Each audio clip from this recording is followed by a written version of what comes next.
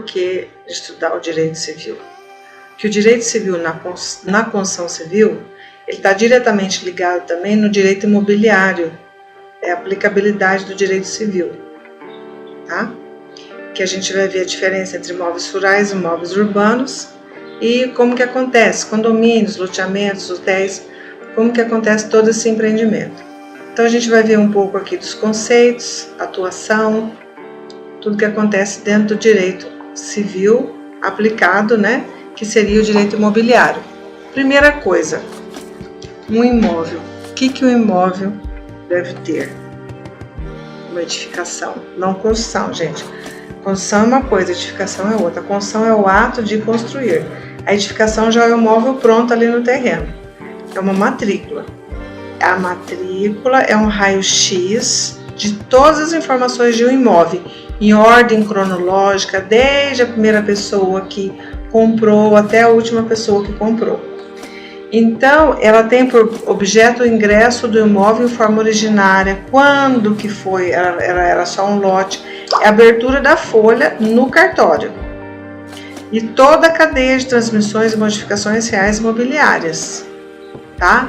Quando mudou o proprietário, se houve uma hipoteca, se houve uma partilha de bens, tudo isso. E qual a diferença da escritura? Que todo mundo pergunta. A escritura é objeto de venda, de compra e venda. Também está especificado tudo lá. Mas é na escritura que é o compra e venda. É diferente da matrícula. A matrícula tem todo o raio-x, a cronologia do imóvel. Na escritura, não. Na escritura não está escrito assim, esse imóvel já foi João da Cruz, já foi o dono, agora é Inês de Souza, agora é Martins da Vila. Não é. Não tem na escritura. A escritura ela é feita atual, a partir da matrícula. Então, uma coisa é uma coisa, outra coisa, tá, gente? O que é mais importante? É a matrícula atualizada. Você vai no cartório, pede uma matrícula daquele imóvel, por exemplo, você vai comprar um terreno, você vai comprar uma casa. Você vai lá com o endereço da casa, pede uma matrícula atualizada do imóvel. Ali você vai ter todo o raio-x, saber se esse imóvel está hipotecado, saber se ele faz parte de um financiamento, saber se ele está no espólio, saber se ele está sendo uma partilha, se ele já está na partilha de bens, se ele está numa herança. Então é essencial você ir atrás da matrícula. Um modelo da matrícula é justamente aí, o ofício do registro de imóveis e hipotecas, tá? Ali consta tudo, o número da matrícula, data, identificação, o que é, né? Quantos metros quadrados, tem tudo ali. E lá para baixo tem esse primeiro proprietário até chegar no último. São vários quadros desse, tá, gente? Esse é o modelo de matrícula. A escritura já é diferente, a escritura não tem nada disso. A escritura só tem o nome de um proprietário, o atual que comprou. A matrícula não, a matrícula tem toda a ordem cronológica de proprietários que tiveram aquele imóvel. A grande diferença. E aqui não se trata de preço, na escritura se trata do preço. Na escritura está o preço de compra e venda, na matrícula não. Tá? Alguns conceitos básicos, né?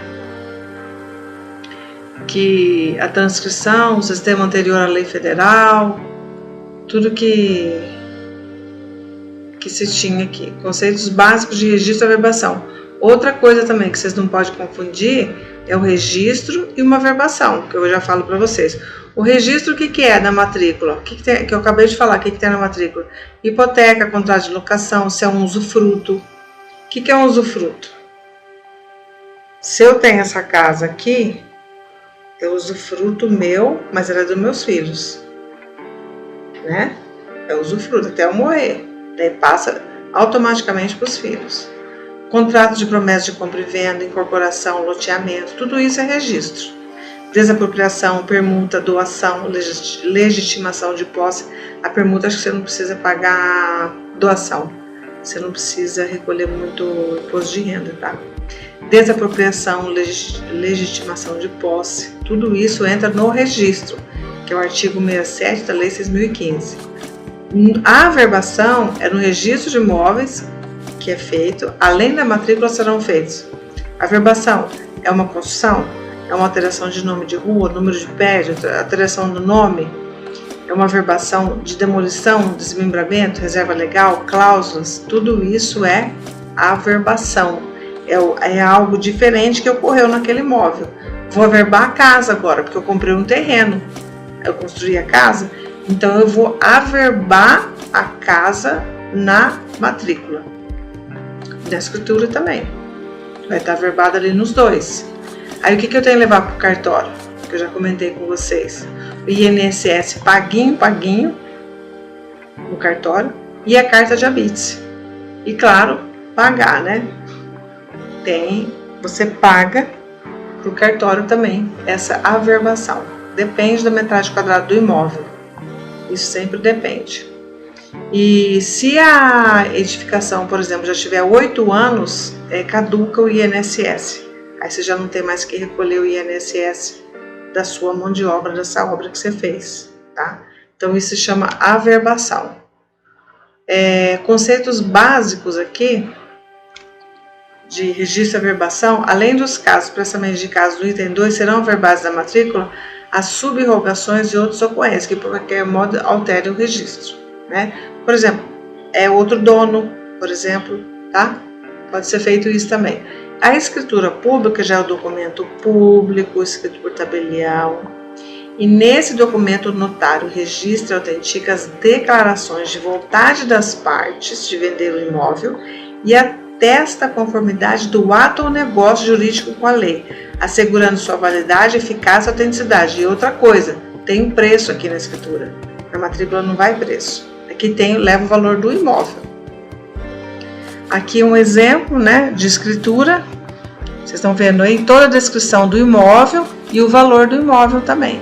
O vendedor que comprou, o que está vendendo, onde que tá, onde que não tá, tem tudo aí, tá? Que ele comprou, tá tudo regularizado no cartório, é uma garantia que você está comprando imóvel. Então, quando você for comprar um imóvel, gente, não compra assim, o Deus dará não, tá? Agora já me perguntaram do registro de gaveta. O registro de gaveta é um caso, já aconteceu comigo. Eu morei lá em Porto Primavera, no Pontal do Paranapanema. As casas lá são todas da CESP, todas. Não tem escritura ainda definitiva, ninguém tem lá. Vocês podem ir lá, Porto Primavera. E aí, na época, nós compramos uma casa lá.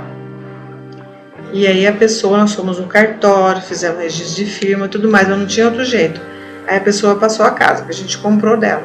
E aí nós fizemos um contrato de gaveta. Tem que ser feito, porque como que você vai comprar a casa? Você querendo comprar uma casa lá, né? Então lá eu não sei como que tá hoje, faz muito tempo que eu já morei lá, faz muito tempo. Mas é assim, você faz o contrato de gaveta. Aí lá na frente, quando a própria, no caso a CESP, passar a escritura, aí você vai ter realmente a escritura, tá? E os atos típicos e atípicos que diz o direito civil: todo ato que cria, modifica, extingue os direitos reais. Atos que não interessam ao direito registral. A escritura pública é essencial à validade dos negócios jurídicos que visem à constituição, transferência, modificação ou renúncia de direitos reais sobre os imóveis. Ou seja, a pessoa está ali assinando que ela está vendendo o imóvel dela e passando para outrem, né? Ou seja, a pessoa que ela está vendendo. Outra coisa muito importante é a inscrição imobiliária, que geralmente você tem no carnê do IPTU. Então, toda casa tem uma inscrição imobiliária. Trata-se de um registro administrativo para fins de organização municipal, com finalidade principalmente tributária. Aquele que tem por objeto a recopilação dos dados para colocá-los a serviço de uma organização pública, ou seja, no caso aqui a prefeitura, tá? Não existe juízo qualificativo, ou seja, não qualifica a competência. Realmente um número mesmo, é uma inscrição. Existe apenas para apreciação e constatação de uma situação fática, ou seja, é um fato que a casa está lá e tem um número. Então, a minha casa aqui, ela tem uma inscrição imobiliária. Ali no meu carnezinho do IPTU, consta tudo, né? E tem que ter esse número para o controle. Na regularidade dos imóveis, o ápice ou alcance da norma jurídica dar-se-á através do registro imobiliário. Então, toda regularização de imóveis deverá ter como alvo o acesso de um título hábil ao folho real, tá? E causas de irregularidade, isso aqui é interessante, essas causas. Ausência de matrícula, então o imóvel ele tem que ter uma matrícula atualizada, por isso que é extremamente essencial você sempre estar regularizando seu imóvel. Não correspondência com a titularidade tabular, ou seja, não corresponde com a pessoa que está morando. Divergência entre a descrição do imóvel na matrícula e a realidade. Por exemplo, confrontação, rua, tamanho de rua, ausência de licenças necessárias, licença de ambiental e outros. Essa confrontação de rua, eu vou dar um exemplo para vocês, que uma vez eu fui atender o cliente naquela avenida na frente do Morenão. E na época, a pessoa tinha um terreno muito grande lá, é uma madeireira lá hoje, dele, e a prefeitura invadiu o lote.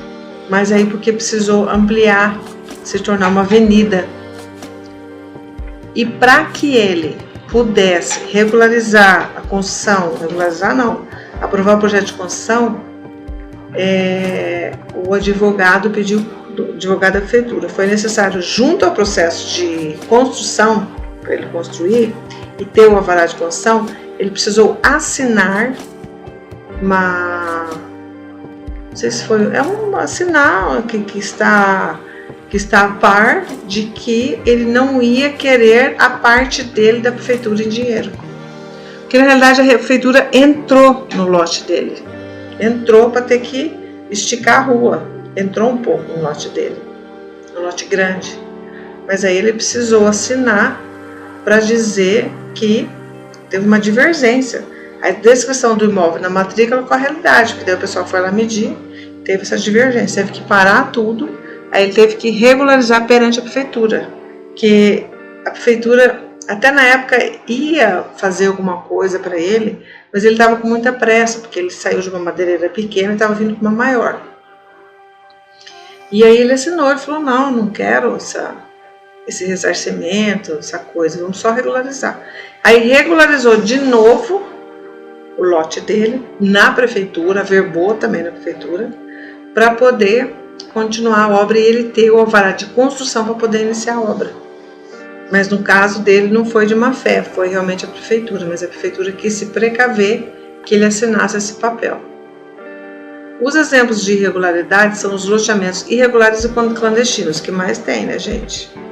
Que mais tem, o pessoal vai invadindo mesmo, aí fica infelizmente essa falta de planejamento urbano, fica os puxadinhos, né, que as pessoas vão invadindo e não tem aquela fiscalização, ou a gente não pode nem entrar nessa celeira aqui da nossa política da construção civil, de financiamento, mas existem muitos loteamentos irregulares e clandestinos, né? O loteamento irregular é aquele que, embora aprovados pela prefeitura e demais órgãos, quando necessário fisicamente, não são executados ou são executados em descompasso com a legislação ou com atos de aprovação. Já vi muitos loteamentos serem invadidos, porque o pessoal não termina a obra. O clandestino são aqueles que não obtiveram aprovação, autorização, administração dos órgãos competentes. Ou seja, para você fazer um loteamento, gente, existe todo um passo a passo, né? Existe toda aquela parte jurídica, a parte técnica, de juntada de documentos perante a prefeitura para você dar entrada. Então, infelizmente, acontece tudo isso, né? Os clandestinos. Os exemplos de irregularidade são os puxadinhos, que é a extensão de um prédio, é uma construção sem autorização do órgão municipal. Nesse caso aqui, uma tecnologia de altíssimo padrão, né, gente? E sem pilar nenhum, não sei nem como amarraram aí as paredes aí, né? Mas é assim, são os puxadinhos da vida. O exemplo de irregularidade é venda não domino, ou seja, ela é venda realizada por quem não é o dono. Então nesse caso que eu dei exemplo para vocês da CESP, a pessoa que me vendeu, ela não era o dono da casa ainda, porque ela também não tinha escritura. Mas ela passou para mim por um contrato de gaveta. Isso é uma irregularidade. O contrato de gaveta ele não é reconhecido. Ele não é reconhecido, tá? As soluções judiciais e extrajudiciais gestão extrajudicial, uso capião, que é a pessoa que está lá por um tempo, retificação do registro do lote, tem muito também, averbação da construção e reurbo. Essas são áreas que integram o direito civil, que é o direito registral, o direito urbanístico, administrativo, ambiental, entre outras áreas, né? Então, ou seja, todos os projetos que o engenheiro civil assina, ele abrange vários direitos aí. Tem que saber tudo de cor? Nós devemos saber que existem legislações, né? Seja tão a par de várias legislações que nós estamos falando, nós vamos falar das legislações ambientais também, que são inúmeras. Então, qualquer projeto que visa, por exemplo, que você vai executar, fazer o projeto, primeira coisa, aonde que ele se situa? É uma área urbana, é uma área rural, né? Então, vou fazer um projeto de um frigorífico, né? Vou fazer projeto de um frigorífico, vou fazer um projeto de um aeroporto. E existe a Rota do Urubu, né? Então, quem está ali, um projeto de frigorífico, você tem que estar atento, porque existe a Rota do Urubu, que é o voo que eles fazem em cima de frigorífico, de carne, essas coisas. Então, você tem que saber, o engenheiro civil, quando ele vai fazer qualquer projeto, executar qualquer coisa, ele tem que ter uma visão sistêmica do todo, do espaço, né? Se ele está numa área, por exemplo, aqui em Campo Grande, a gente tem várias áreas problemáticas de enchentes, de tudo mais. Do subsolo, como que é o subsolo do terreno. A gente tem que ter uma abrangência, né? E das legislações também. A gente, não só da parte física. Então, as áreas relacionadas ao direito civil é a competência privativa da União para legislar. Então, compete privativamente a União legislar sobre direito civil, comercial, penal, marítimo, aeronáutico, espacial e do trabalho. Aí, as áreas relacionadas do direito civil, parte geral, direito social, direito de família. Então, é muito abrangente, né, o direito civil aqui. Então, os direitos reais, o artigo 1225 do Código Civil, propriedade, superfície, servidões, usufruto, uso, habitação, direito, o penhor, a hipoteca, a anticrés, a concessão de direito real de uso e a laje. Então, vamos lá, os direitos reais são os direitos reais traduzem relação jurídica entre uma coisa ou conjunto de coisas e um ou mais sujeitos, pessoas naturais ou jurídicas. E aí vem mais as características dos direitos reais, né? Que é a publicidade, que são os imóveis, são adquiridos após o registro de título. A partir do registro, o titular de um direito real passa a ter a prerrogativa de opor, quem quer que seja, o seu direito, ou seja, oponibilidade erga omnes. Aquela pessoa é direito, por isso existe um cartório, né, gente? E a sequela aderência, a faculdade concedida ao titular do direito real de perseguir a coisa nas mãos de quem quer que a detenha, decorre da oponibilidade erga omnes. As características, direitos entre posse e propriedade. A propriedade realmente é quando você tem uma garantia de defesa constitucional, você tem já um título, você tem alguma coisa. A posse não, a posse você chegou lá e tomou lugar. Então, é presunção de domínio. Não se confunde com a propriedade, tá? É bem diferente, os direitos reais. O direito civil existe o condomínio. Direito civil. Então, o condomínio é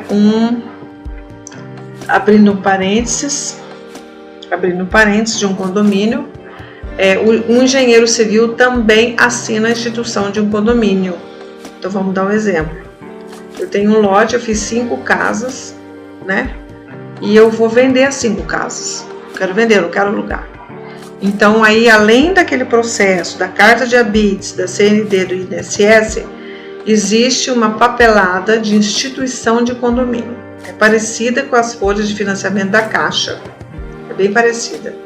E aí, o engenheiro vai analisar todo o projeto, vai ver a obra, vai ver todo o acabamento e vai preencher todas aquelas folhas lá. São, acho que são 10 planilhas. Assina, e aí o proprietário no cartório leva a carta de habites, a instituição de condomínio assinada pelo engenheiro e a CND do INSS. O que vai acontecer lá? Vai acontecer de ter agora aquelas 5 casas, vão ter 5 escrituras.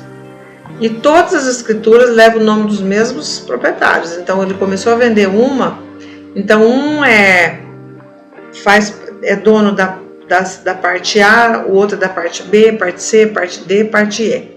E lembrando que quando você dá entrada na feitura do projeto, deve-se saber que é um projeto de construção multiresidencial. Então serão 5 unidades ali, né?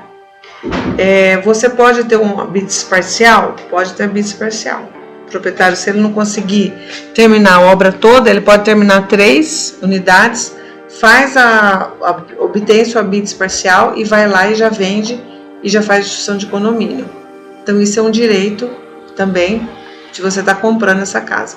Tem o direito de família, que é o regime matrimonial, outorga, consentimento, partilha de bens, tá? Essas são as áreas correlatas.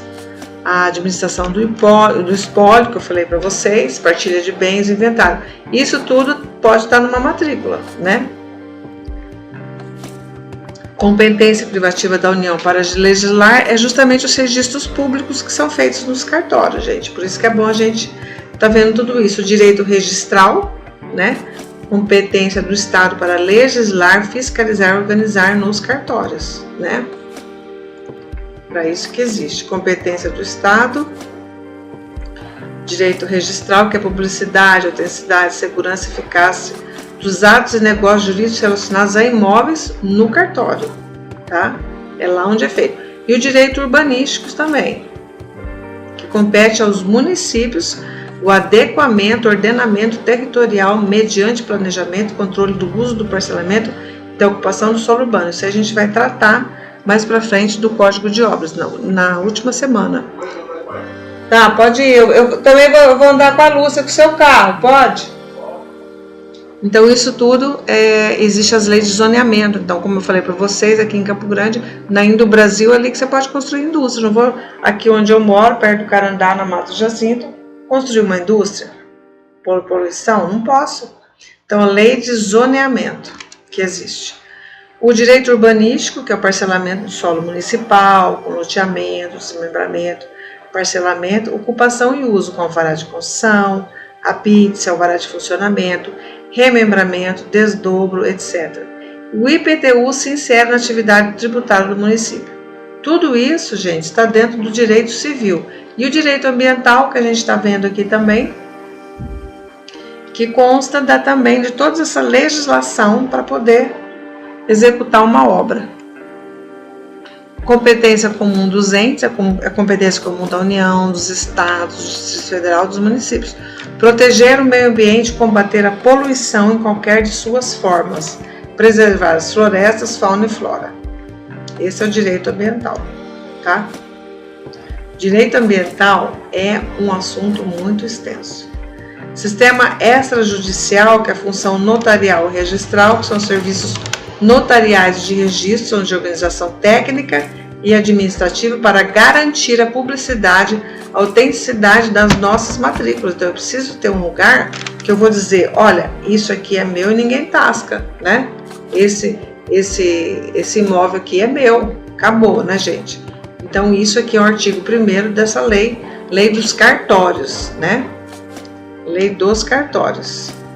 Tipos de serventias, que é o que se faz no registro de imóveis, né? É o que se faz no registro de imóveis, averbação e registro. A lei que irá dizer se aquele é objetivo de averbação ou de registro. Já expliquei para vocês. Tabelionato de notas, que é lavrar escrituras, procurações públicas, tudo isso. Tipos de serventias e atribuições. Posso deixar depois para vocês esse material também para vocês, tá? Que é tudo atuação extrajudicial no direito imobiliário, que está dentro do direito civil. Então, ou seja, é a praticidade e aplicabilidade do direito civil na construção civil.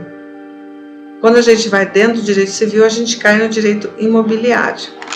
Tá bom, gente? Tá tudo isso do direito civil são noções do que temos, do que o engenheiro civil pode assinar.